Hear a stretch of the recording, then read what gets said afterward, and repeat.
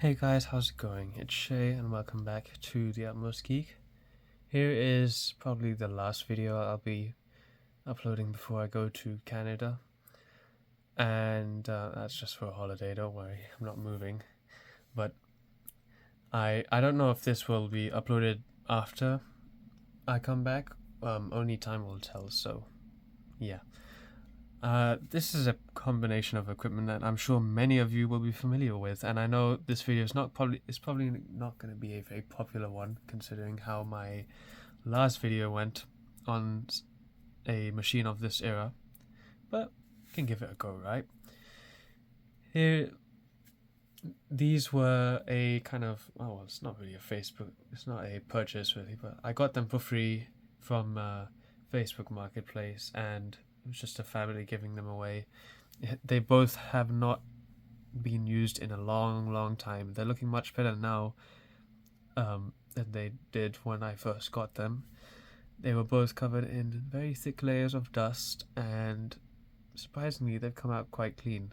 Still need to clean that thing up better. It's got a lot of streaks and things, but not any deep scratches from what I can tell, so that's good. This was an entry-level machine that a lot of people had back in the day. Like, these were everywhere, and it is the absolute opposite of what my Dell Dimension 8300 is. So we got a high-end machine and we got a low-end machine, which is funny. And this is also three years newer than the Dimension 8300. I believe this is from 2006, and this might have been the last model of this older Dimension series. But yeah, before I go into any more details, why don't we have a closer look at the machine first, and then maybe at the monitor. We'll do that when it's powered on, isn't it? But yeah, let's have a closer look at that thing. Alrighty, so starting off from the front of the machine, it's actually in very tidy condition for its age. Coming close to 19-20 years old now. We don't have any scratches at all on this thing, apart from just down here by the ports, which is normal. No floppy disk drive. Again, entry-level machine, so no surprise about that. The front panel is a bit loose, and I can't really do much about that. Only one drive here, which is a DVD-ROM, not DVD rewritable, which sucks, but oh well. Nice squishy power button, indicator lights, Dell logo. No, the ports aren't under here, they're down here, which are kind of hard to see. It's just two USB ports and a headphone jack, no line in. And of course you have the later Pentium 4 sticker, no hyper setting, which is odd, and Microsoft designed for XP, which is awesome. On the side here we have just the big old Dell logo and the XP license key, as well as the service tag. Nothing much here. I do like the little indents on the side, and this whole case actually has gone through a lot of revisions, different shapes here. There was like one which had a curved side panel which looked funny. I believe those were on the Dimension 3000 and the older models of this. Let's have a look at the rear. Looking at the rear, we have our power supply, which is all fine. No funny sounds or anything, which is good. This machine has had a lot of hours, so there's quite a lot of dust and everything. We have the CPU fan, which in the typical Dell fashion of this era, it's just a duct that goes over a heatsink. And there's some corrosion here. I need to sand this out, but nothing too hard to get rid of. Serial, parallel, VGA, PS2 ports, regular audio. Haven't tried it out yet. Probably sounds alright. More USB 2.0 and 10100 Ethernet, I believe. And you have your blank expansion slots and some more corrosion. Very nice. Nothing on the other side. Looks like basically this side panel. And of course we have a release mechanism here, which is much more normal compared to the BTX era. Right, let's have a look at the inside.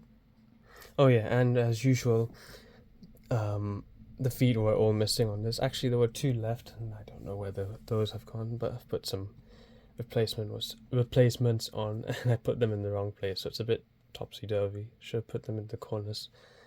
Oh well. We have a sticker there saying made in Ireland, which is nice, so before the Poland factory. Or I believe it came, I don't know how it goes with these. Is there a date code on this thing? I don't think there is. Yeah, it doesn't look like there's. And one more funny thing to note, because of the way the airflow setup is designed on these cases, they like to suck in a lot of dirt and dust and whatever. So it's a very common sight to see a lot of carpet and muck in there. There are some really funny videos from UXW Bill, and I actually watched some of his videos to get some information on these. And a lot of his ones have a lot of mess there, which is funny, very funny. Well, yeah, let me show you the inside, because that's the most surprising bit, I think. Alrighty, so to open the side panel, you just push it down and try and get it down, slide off, which it does pretty well. And we can see inside, a pretty normal side panel. Very heavy case, actually, I will give you that. Much better built than that silly HP that we looked at earlier, that HP desktop. Clean up very nice. There is a bit of corrosion down here, but it's not that hard, easy to see. Yeah, as for those of you who haven't seen one of these inside, it's pretty bare, but I know it's not too much different from other dimensions of this era. You have your hard drive on the right, which is the original hard drive, so that means Maxtor Diamond Max hard drive, which for those of you who don't know, they like to crash a lot and die and make funny noises and things, but this one is still fine, surprisingly. I did give the whole case a very good dust out. It was quite mucky in here. Under the green shroud, I can lift it up, we have the heatsink, which is a copper heatsink, and I'd still need to replace the thermal paste on this thing. It doesn't really do a whole lot, and the fan doesn't really help. It just stays in place because it is thermistor controlled. We have DDR RAM, I believe it's 1 gig, ATX regular power connectors, not of any of the nonsense that we see nowadays. PCI slots, no AGP on this motherboard at all, and not even any pinouts or anything, which is funny. Capacitors are in amazing condition, not a single bulging one. And this must have been a later revision, because we already have the newer style of capacitors, which I keep forgetting the name of, sorry about that. Power supplies, alright, no funny smells or anything. As mentioned, not even a cage for the floppy drive, so you can't even put one in unless you have a that cage. Is there even a header for it? There is a header, okay. So it's not that one, I guess. And you could have ordered a second hard drive for RAID setup, I believe. That would just hook onto this one, and it's actually quite easy to deal with everything. But yeah, pretty plain. The only thing that you can upgrade here is basically you can max out the RAM to 2 gigs. You can put a faster CPU in this thing, I believe up to 3.2 gigahertz or 3.4. I'll have to double check that. And you can put a sound card or Ethernet card or anything else in here as well, which is nice. No modem, surprisingly. And I did have to change the CMOS battery, as usual, these. Right, let's turn it on. Alrighty, everything's set up, the monitor and the PC on the side. We're not going to have any audio this time, so I apologize about that, but it's not really the end of the world, is it? Let's turn on the machine. This monitor is not the brightest, so I did have to max the, oh my goodness, the camera doesn't, yeah, there you go, silly ISO settings, but yeah, this monitor is not very bright, but it's usable on max brightness. As mentioned before, I did put this unused CMOS battery. Original BIOS, haven't upgraded it yet. I don't think I will need to, but yeah. Everything normal. Nothing out of the ordinary. 1 gig of RAM, 2.8 gigahertz, Pentium 4, 1 meg of cache. You can already hear the fan spinning up there. I have had it running for a little bit just to install some software. Power management, low power mode. I'm not sure what. I think that's related to sleep. And nothing else really. Oh my goodness, that fan is going crazy. We have the original Dell UEFI GPT MBR thing, I believe. So yes, we do have the original Windows XP installed, and as you'll see when it boots up, it doesn't take that long, surprisingly, considering we are working with such an old hard drive. Let me adjust that, and yeah, hopefully you can, yeah, original BIOS, BIOS, what? Original install, my goodness, I'm like half asleep or something. It's not even that late in the day.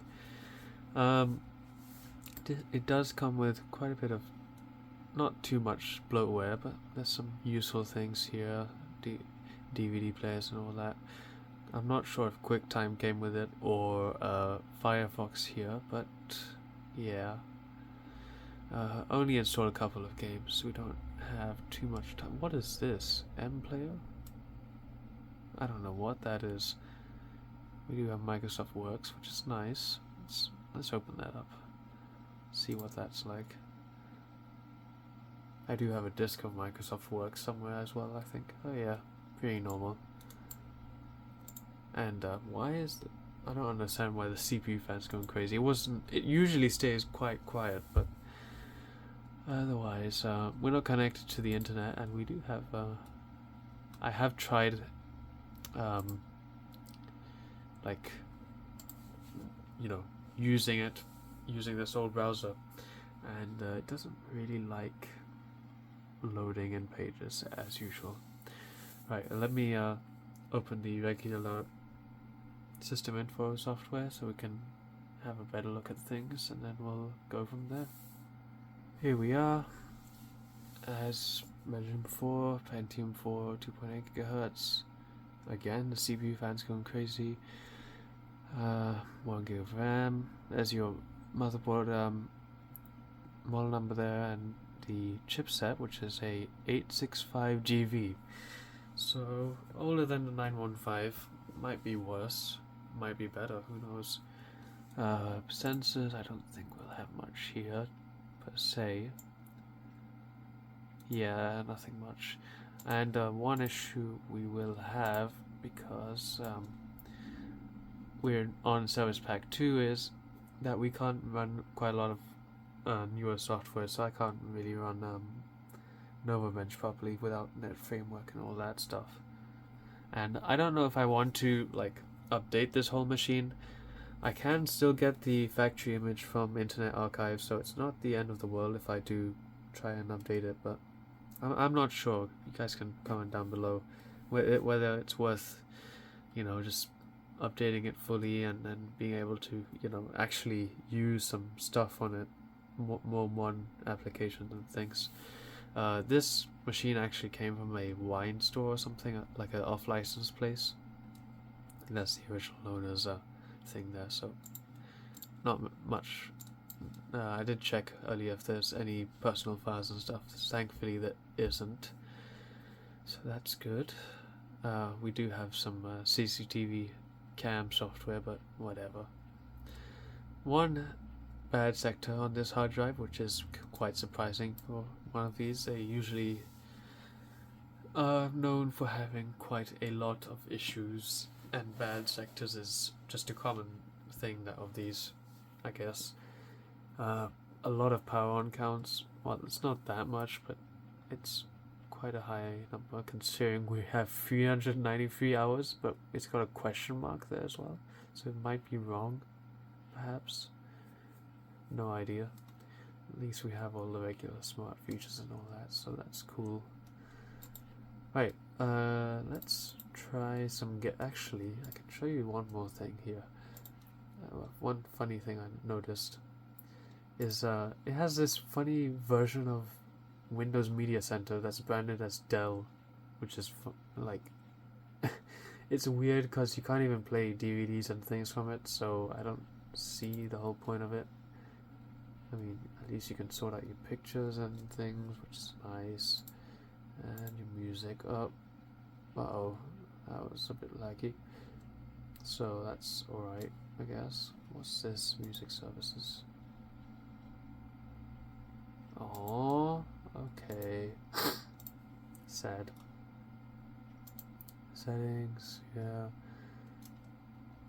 Pretty normal, really. But let's try some games now, shall we? First up, GTA San Andreas. I couldn't get Mafia to work on this thing, which is a shame. But it's alright, I guess. It's just probably because we're running on Service Pack 2. And yeah, you can hear everything is going upwards for CPU fan and all that. 800 by 600. Yeah, we could try. I guess we could give it a try, right? Turn this off. Yeah, I'll do. I'll see what happens. Okay. It has crashed. Oh dear. Right, let me try and relaunch it again. Alright, we're just gonna have to do 800 by 600. It's okay. As you can hear, the CPU fan is actually going into cooking mode, and I don't even check if we have hyperthreading on this CPU.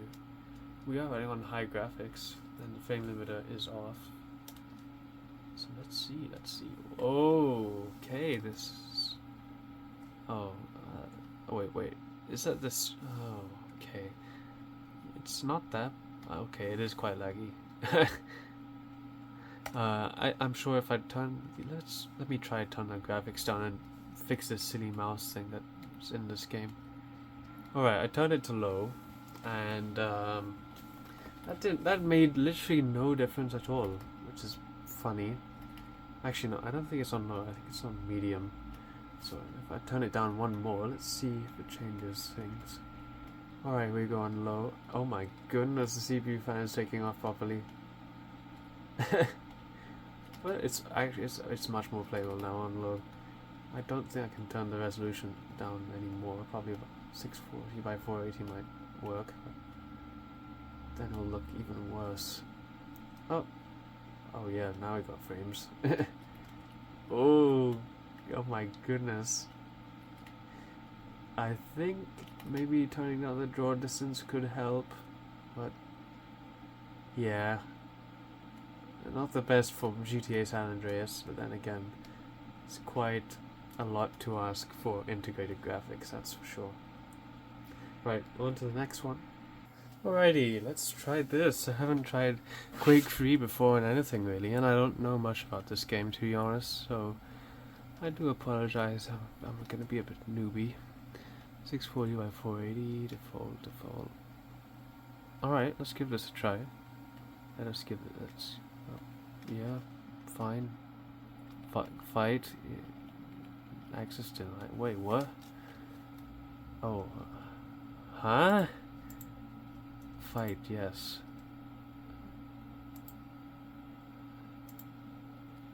Okay. Let's see what happens, I guess. Oh my god, wow, okay, this is really quite I mean, I'm not surprised that it's this playable on this resolution. Let's see if I can turn it up a bit. Alright, here it is on 800 by 600, still very playable. Let's see this is not bad at all. I think there's some sort of introduction or something. Oh my, I can actually feel this room getting quite warm now, just saying. And again, the heatsink isn't doing its job properly, so it's probably not as warm in here as it should. Oh, okay. Who are you? What? Yeah. Again, I don't know much about this game at all, but it seems to be pretty good. Okay, let's move on to the next one. Alright, you guys knew I couldn't just end the video without trying Flight Sim, and we're running on pretty much max texture quality, high settings, medium for aircraft, and 800 by 600. So let's see what I can do. Alright, let's take off here. And I can already tell you, I did give this game a try before, but it is so much more playable on this machine than it is on that little Optiplex SX280 that we made a video on earlier. It's actually really, really smooth. And if I just move the camera around, is it on? There we go. There we go. See? You'll see that there's more buildings, and even it is just really nice, and there's extra air traffic and everything, which is awesome. Again, this is nothing like modern day Flight Simulator, or even FSX for that matter, which is the next edition that came after this, and that game had much more buildings and everything. This is just like much more basic compared to those, but it is still quite nice.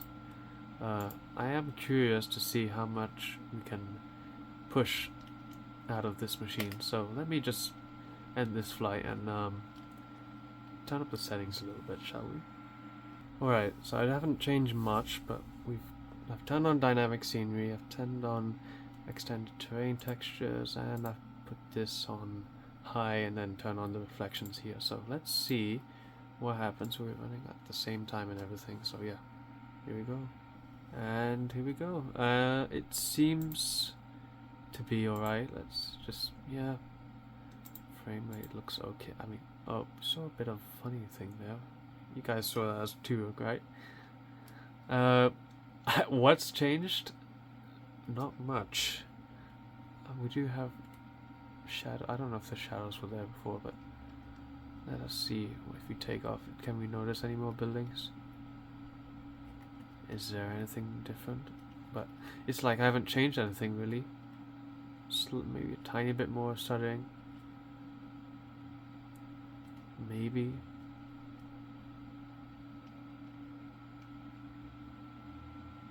You can hear the computer is actually taking off just like the plane has, hasn't it? Definitely need to sort out its issue. But I guess it's the same really. It's really quite enjoyable, even at this low resolution. So I guess we'll just leave it with that, and time to end the video, I guess. There we have it, guys. I hope you enjoyed this one. I know I probably won't see too many views on this, but hey, it doesn't matter. If some people find it and like it, then I'm more than happy about that. Not sure if I will be keeping this machine, because I do have another entry level kind of segment machine, which is the HP Pavilion, but then again, that thing is slightly older than this. And that thing also has a Celeron compared to a Pentium 4 in it.